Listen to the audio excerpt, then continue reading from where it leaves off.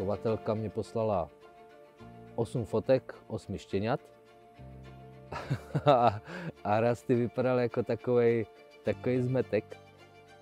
Tak jsem napsal, že bych chtěl cliffhangera a opravdu z něho vyrostl nádherný pes a jsem za něho šťastný.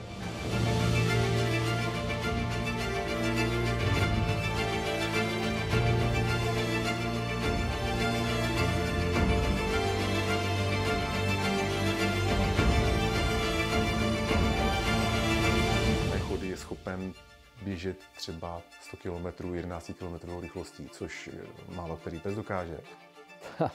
Já nevím, jak to říct. Ty pocity jsou strašně silné.